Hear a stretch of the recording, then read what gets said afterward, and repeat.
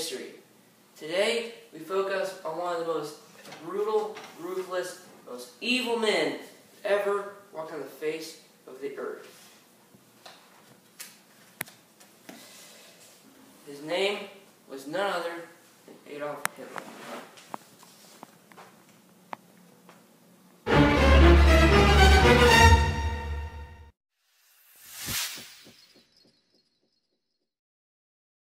Adolf Hitler was not born in Germany. He was born and raised in Germany's neighboring country, Austria. As a young man, he wanted to be an artist and applied to art school in Vienna. However, he was not accepted even after applying a second time. Hitler later tried to join the Austrian military, but during his physical, the doctor ruled him too weak to do the job. Hitler then found his way to Germany and joined their army and fought in the First World War.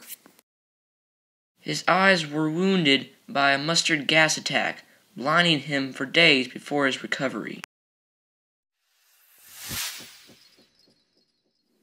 Hitler next became involved in a new political movement called the National Socialist German Workers' Party, commonly referred to as the Nazis. His rise to power was not easy, as the German government arrested him for treason, and he was sentenced to 5 years in prison. While in prison, he formulated many of his ideas. This became Hitler's book Mein Kampf, which means My Struggle. After prison, Hitler and the Nazis gained popularity with the Germans. The Nazis promised the German people to make their country the leader of Europe once again. Hitler was a superb orator or speaker.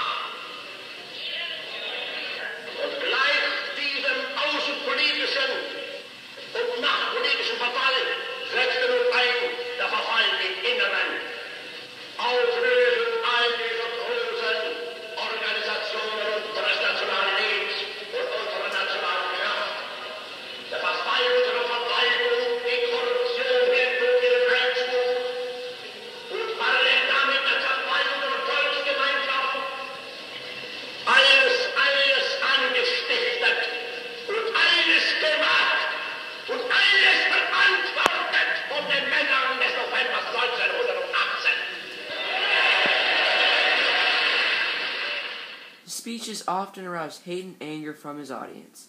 The hate was mostly focused on one group of people: the Jews. The Nazis adopted the swastika as the party's symbol. Hitler considered the swastika a symbol of a pure race of people.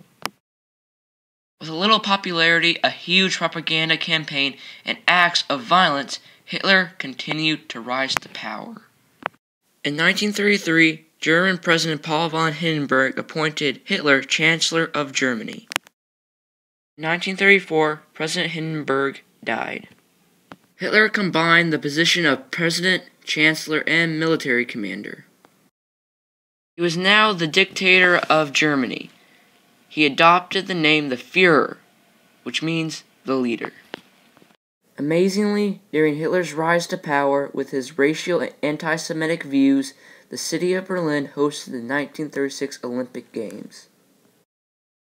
The Nazis were able to hide most of their terror from the world and declare the Games a success. After the Olympics, however, Hitler makes his move to take over Europe.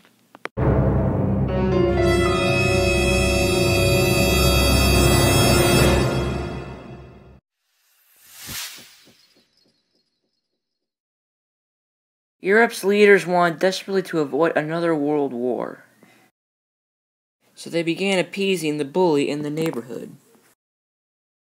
In 1936, Hitler moved German troops into Rhineland, a territory between France and Germany that had been part of France.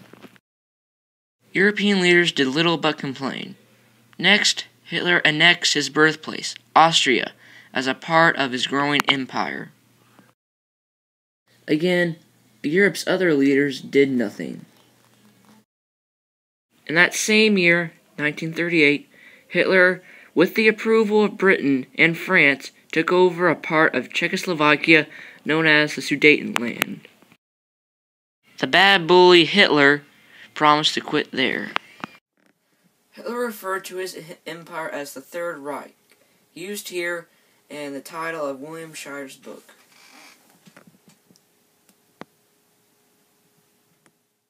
The German dictator believed his new Reich would last 1,000 years. He began a more aggressive campaign to expand his dominance. He wanted no interference with the huge country to the east, Russia. So he signed a treaty with their leader, Joseph Stalin. The two nations promised not to interfere with each other for at least 10 years. After this 10-year non-aggression pact was signed, Hitler was now poised on conquering the rest of Europe.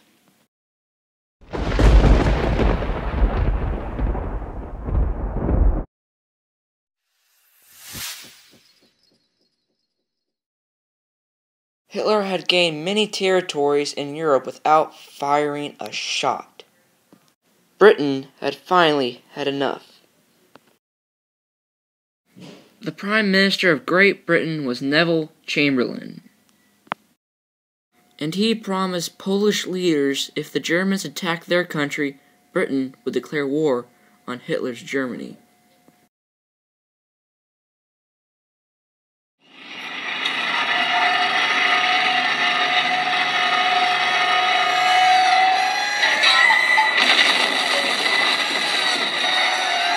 On September 1st, 1939, Hitler unleashed hell on Poland.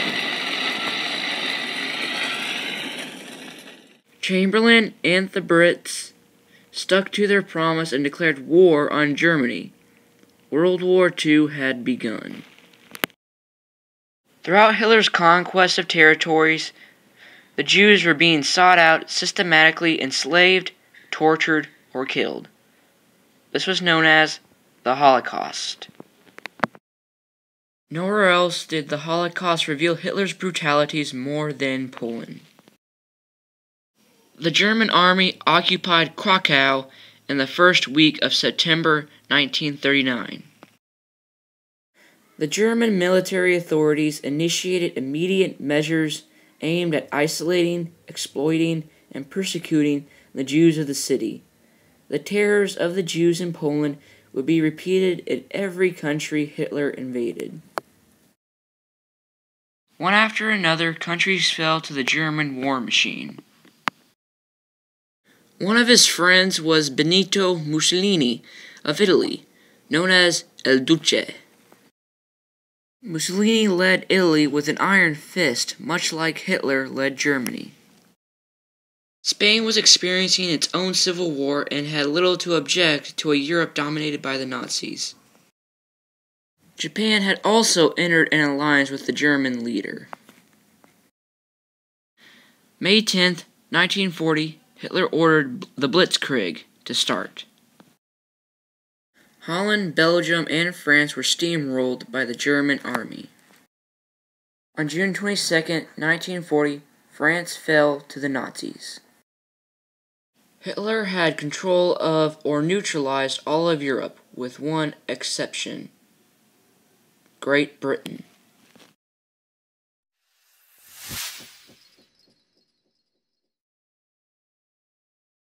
Britain had chosen a new leader since the war began, a man with experience leading the military, a man who had warned Chamberlain not to appease Hitler, a man who would stand up to the Nazis, a man Hitler feared.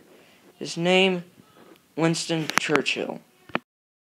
In the summer of 1940, in a speech, Churchill proclaimed, "The Battle of France is over, and I expect the Battle of Britain to begin soon." He was right. Hitler commenced Operation Sea Lion. The German Air Force, known as the Luftwaffe, began bombing Britain.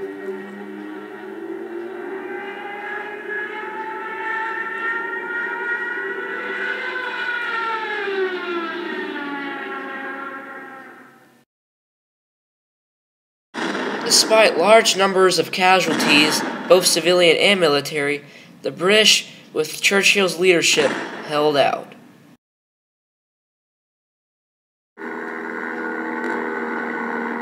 The British Royal Air Force saved the country.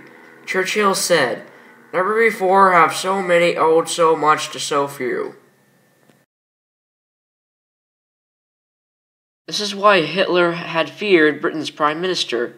Facing his first defeat in the war, the Führer was furious. The German Führer's next move was to do an about-face, Operation Barbarossa. He would break his promise to Stalin and begin an invasion of Russia.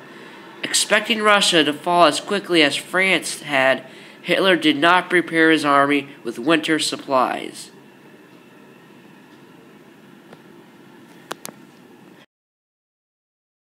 What happened in the autumn months of 1941 proved fatal for the Germans in Russia. One of the coldest winters in recorded history.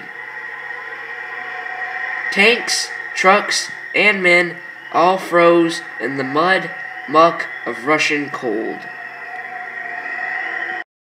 The Germans were only 17 miles from the Russian capital in Moscow. Hitler ranted and raved that his generals were inadequate, dismissing many of them and executing others.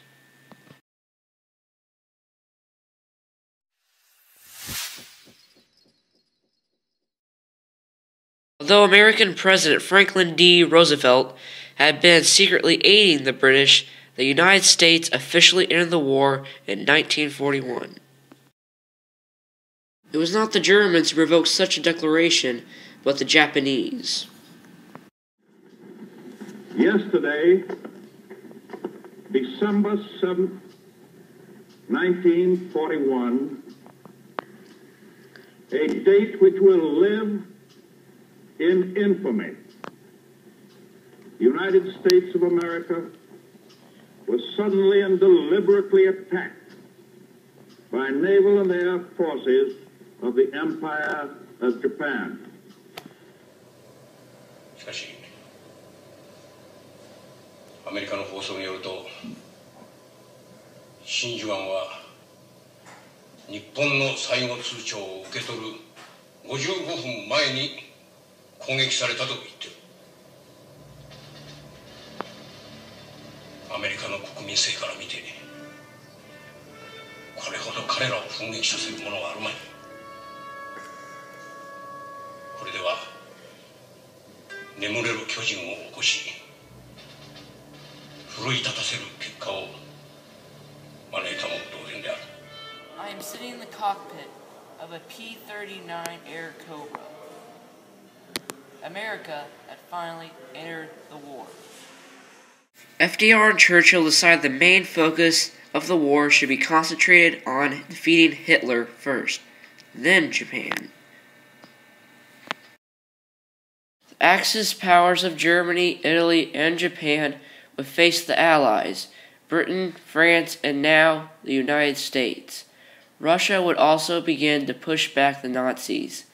Known as the Big Three, Churchill, Roosevelt, and Stalin would take on Tojo, Mussolini, and Hitler. Hitler's domination of Europe would take years to undo. Allies began with Operation Torch in North Africa. Churchill referred to Nazi Germany as an alligator. An alligator is softest in its belly. The Allies took North Africa and then began attacking Italy. Stalin and the Russians were begging the Allies to open a Western Front. It finally came June 6, 1944, D-Day. The Allies crossed the English Canal and landed on the German entrenched shores of France.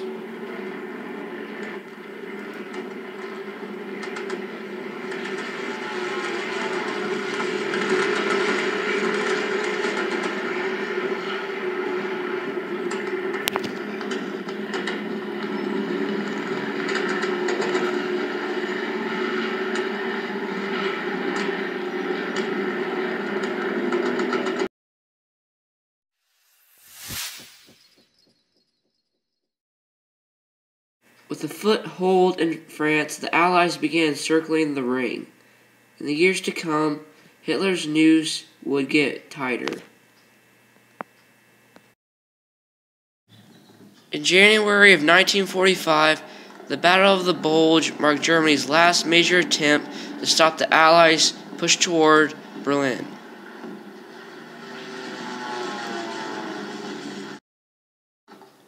Hitler had retreated to his personal underground bunker in Berlin. Several attempts to assassinate him were made by the Germans themselves. In the last known attempt to kill him, conspirators placed a bomb in a briefcase underneath a table during a meeting with some of his generals. A few men were killed, but Hitler only slightly wounded.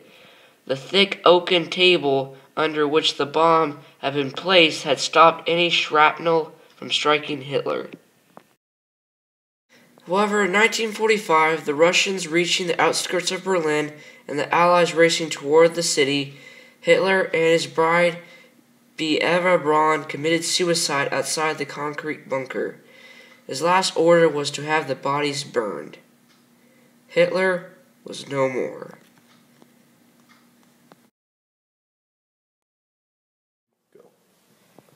We should never forget the life of Adolf Hitler, because we do not want to repeat those evil actions ever again. That's it for today. See you next time on Changemakers in History.